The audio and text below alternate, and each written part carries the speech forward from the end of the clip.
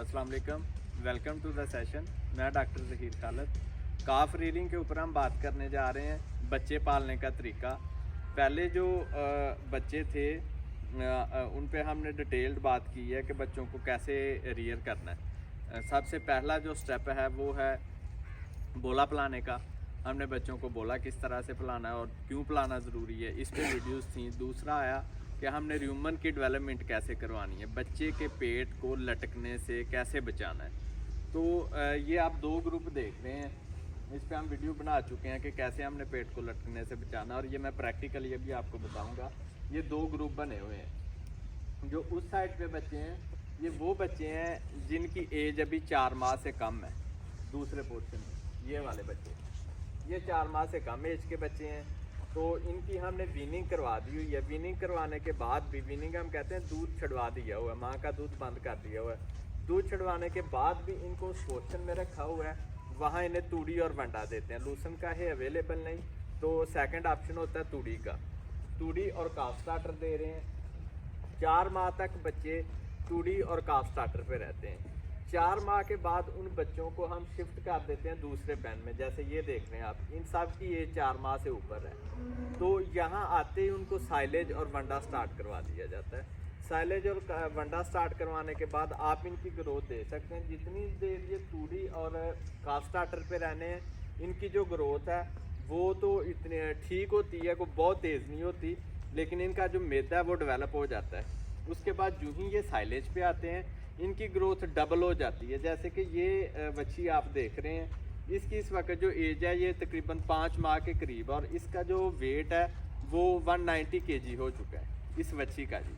और अभी इसको साइलेज पे आए हुए तकरीबन 20-22 दिन हुए हैं, और अब ये साइलेज और वंडा खा रही है डेली।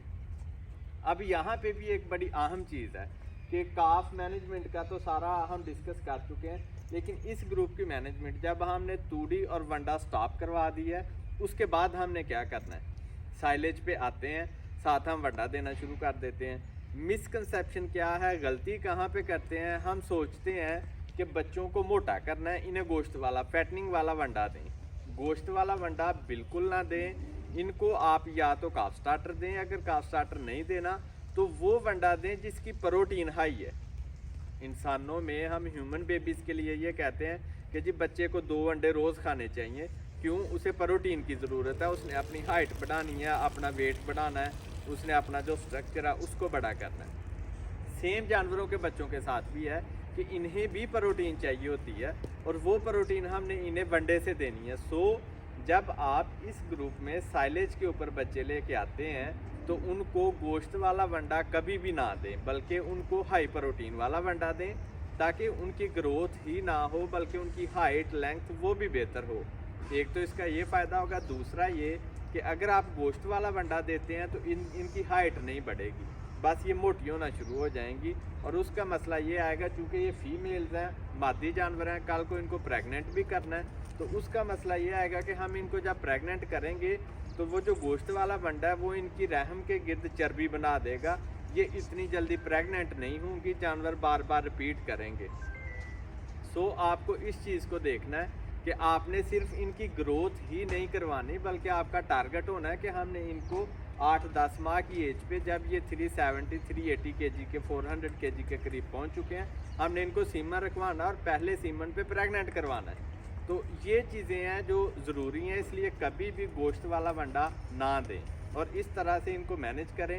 इंशाल्लाह ये पहले सीमन पे कंसीव करेंगी और इनका जो बॉडी वेट है वो भी बड़ी जल्दी पूरा होगा। सिर्फ वेट ही नहीं बल्कि हाइट भी पूरी होगी। इसके साथ मुझे इजाज़त है।